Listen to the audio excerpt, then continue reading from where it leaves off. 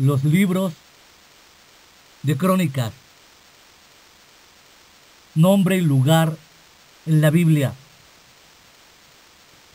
En la Biblia hebraica, este libro se llama palabras, hechos, asuntos, acontecimientos de los días o de los años, es decir, los hechos y gestas anotados día a día. Dicho de otra manera, los anales. La Septuaginta, que los dividió en dos, como en el libro de los Reyes, los llamó Paraleipomena, las omisiones, suponiendo que el autor quería simplemente completar los otros libros históricos. Este nombre de Paraleipomena ha pasado a algunas Biblias francesas. Jerónimo atribuyó a estos libros el nombre de crónicas de toda la historia santa. El canon hebreo los clasifica con los escritos antes de los salmos, reconociendo su carácter más de tipo religioso que histórico. En tiempos de Cristo estaban situados después de Esdras y Nehemías como últimos libros de la Biblia, constituyendo con ellos un resumen de toda la historia judía. ¿Quién? La tradición israelita los atribuye a Esdras. Muchos autores modernos ven esta propuesta como la eventualidad más probable. El parentesco entre Esdras, Nehemías y Crónicas es reconocido incluso por los autores críticos. Están fechados en la misma época, de la misma manera que Esdras, el escritor de las Crónicas, tiene un interés especial por el templo, los sacerdotes, el culto. El comienzo del libro de Esdras reproduce el final de Segunda de Crónicas con algunos pequeños cambios y con detalles suplementarios. ¿Por qué no reprodujo textualmente el edicto de Ciro en vez de modificarlo? El vocabulario y el estilo son muy semejantes. Según Segunda de Macabeos capítulo 12 versículo 13, Nehemías había formado una biblioteca reuniendo documentos referentes a la historia de los reyes de Judá. Allí es donde su amigo Esdras hubiera encontrado el material para su obra. No obstante, esta hipótesis sigue siendo una conjetura, y al ser anónima la obra, sería imprudente ser demasiado tajante sobre este punto. En todo caso, sabemos que era un sacerdote o levita de Judea, contemporáneo de la primera generación de repatriados. Cuando Primera de Crónicas capítulo 3 versículo 19-21 enumera a los descendientes de Zorobabel, el contemporáneo de Nehemías, hasta la tercera generación, lo que nos llevaría hasta el año 450. Es cierto que estas listas pudieron ser completadas posteriormente, pero en cualquier caso, no podríamos ir mucho más allá del año 400 y de la época persa. La moneda sigue siendo la de Darío, Primera de Crónicas capítulo 29 versículo 7, y la palabra virat, que se utiliza para el templo, pasaría a designar más tarde el edificio construido por Nehemías, o la fortaleza, Nehemías capítulo 2 versículo 8 y capítulo 7 versículo 2,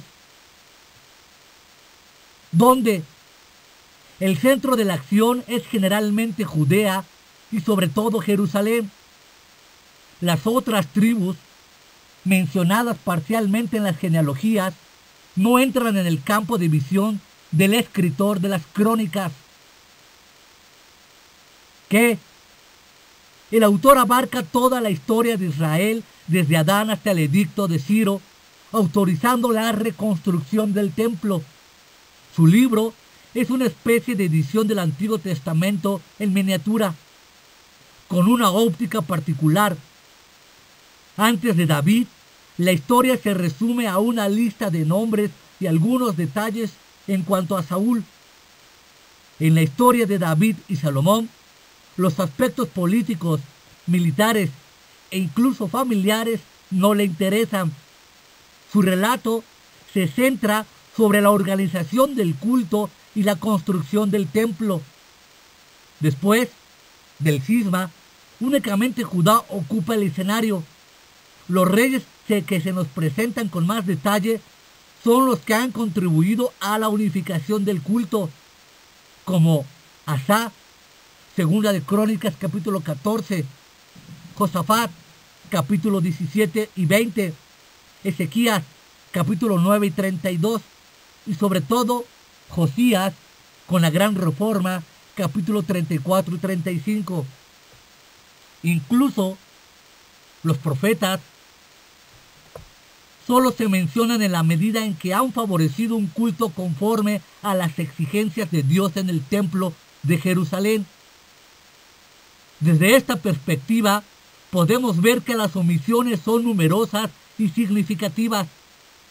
El reino de David, de Saúl, que no es del linaje de David, la infancia de David, su vida errante, los acontecimientos de su vida familiar, su adulterio, la rivalidad e intrigas de sus hijos, la rebeldía de Absalón, el hambre durante 3 años, el cántico de la liberación, la construcción del palacio real, la apostasía de Salomón debido a la influencia de sus mujeres extranjeras, toda la historia del norte. Debemos subrayar que no se trata de una tendencia apologética sistemática que idealiza a los reyes fundadores de la dinastía y que borra todos los puntos negativos, puesto que incluso algunos episodios positivos son omitidos, ya que no entraban en los propósitos del autor. No obstante, hace un buen trabajo, utilizando numerosas fuentes que citan concienzudamente Libro de los Reyes de Judá, Hechos de los Reyes de Israel, Profecía de Ahías de Silo, Visiones de Jaidot, Hechos de Semaías y de Ido, Memorias de Jehú, Relatos históricos de Isaías, Libro de Josai, una decena de obras sin contar los libros canónicos, Pentateuco, Josué y registros de genealogías.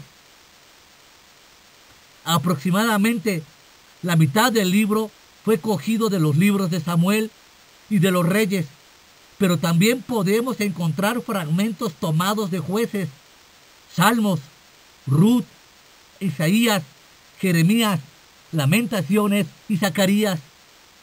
En la medida en que hemos podido verificar estas citas en libros que nos son accesibles, son fieles a las fuentes. Las diferencias con los libros de Reyes en lo referente a las fechas y números pueden ser debido a la utilización de distintos métodos de cálculo o a errores de transcripción. En cualquier caso, el valor histórico del libro no se podría poner en tela de juicio a causa de su particular punto de vista. Cada vez que la arqueología ha aportado un argumento, ha sido para confirmar el relato del libro de Crónicas. ¿Por qué? La generación de los repatriados de Babilonia se enfrentaba a una tarea enorme: reconstruir las ciudades y sus murallas, el templo, reorganizar el culto y la vida social, y todo esto en medio de una oposición constante. Realmente había razones para caer en el desánimo. Por otra parte, esta generación no conocía mucho acerca de la historia de este país al cual volvían, y tampoco sabían mucho acerca de sus antepasados que habían vivido allí. Esta generación tenía necesidad de encontrar sus raíces, de ser animada y motivada, de recibir dirección para la organización de los distintos aspectos de la vida, sobre todo de la vida cultural, que iba a ser muy distinta de la que habían conocido en Babilonia. Por otra parte, estos judíos pertenecían bajo la jurisdicción e influencia de los monarcas paganos de Persia y formaban parte de una de las 127 provincias que constituían el inmenso imperio que se extendía desde la India hasta Etiopía. Esther capítulo 1 versículo 1. ¿Qué pasó con su identidad nacional? ¿Estaba Dios interesado en ellos todavía? ¿Aún eran válidas las promesas del pacto? Este contexto nos ayuda a comprender mejor lo que empujó al cronista a escribir de nuevo la historia de su pueblo por medio de las genealogías que encabezan el libro. Enraiza el presente en el pasado, un pasado que se remonta hasta el primer hombre e ilustra el principio de la elección divina. Un hijo rojo une a Adán con Abraham por Set, Enoc, Noé y Sem. Se prolonga por Isaac, Jacob, Judá, David, Salomón, hasta Zorobabel. Estas genealogías subrayan, por otra parte, la importancia de la familia, el vínculo con sus ascendentes, de la integración en el pueblo de Dios y de la continuidad con la historia de antes del exilio. Es el mismo pueblo que continúa beneficiándose de los mismos dones, de la misma fidelidad de Dios. Es por ello que las crónicas escogen en la historia antigua de este pueblo lo que más destaca como Dios, quien sigue siendo fiel a sus promesas, su soberanía en los acontecimientos, su poder desplegado en favor de los que obedecen. El pueblo se reduce a la tribu de Judá, no importa, ya que es Judá la que Dios escogió desde tiempos antiguos para llevar su nombre. El pueblo ya no tiene rey, Dios es su rey. La verdadera gloria de Israel constituía en ser teocrática. Dios era quien gobernaba. Los reyes fieles eran únicamente lugartenientes. La unidad del pueblo judío es Jerusalén y su culto único, el que fue ordenado por Dios y confiado a la dirección de los descendientes de Leví y de Aarón. Este templo es reconstruido por medio de un edicto imperial persa. Según de Crónicas, capítulo 36, versículos 22 y 23, asegura la continuidad de Israel con el pueblo del pacto del tiempo de la monarquía teocrática. Es por ello que todo lo referente al templo de antes del exilio es explicado con tanto detalle. Todos estos elementos tenían como propósito animar a los repatriados. Dios sigue el mismo, siendo fiel, soberano, todopoderoso, dispuesto a hacer milagros para su pueblo con una condición, desde luego, que no caigan en la idolatría pagana que la marcó en el declive del pueblo antes del exilio. Su felicidad y prosperidad dependerán de su obediencia a las leyes del pacto y de respetar fielmente el culto a Yahvé, según las prescripciones de Moisés, pues en el pasado ni los reyes ni el templo han asegurado la seguridad y la bendición de Israel. Todo dependía de la fidelidad de la ley. Todos los buenos reyes respetaron y hicieron respetar la ley. David, Asa, Josafat, Joás, Ezequías y Josías también tuvieron en cuenta las advertencias de los profetas, mientras que los malos reyes fueron negligentes hacia ellas y sufrieron las consecuencias de su actitud. Segunda de Crónicas capítulo 20 versículo 20 resume la lección que el escritor de Crónicas quería inculcar a sus contemporáneos. Si el pueblo toma en serio esta lección, Dios les enviaría al hijo de David, el Mesías prometido, tipificado en los rasgos idealizados de David y Salomón. Podemos decir, pues, que el libro de Crónicas da ánimo y narra experiencias para poder vivir mejor en medio de los tiempos difíciles. El Dios que se revela a lo largo de la historia continúa actuando en el presente y sigue preparando el futuro de los suyos. ¿Cómo? Los libros se dividían en 4 secciones. 1. Genealogía. 2. El reino de David. 3.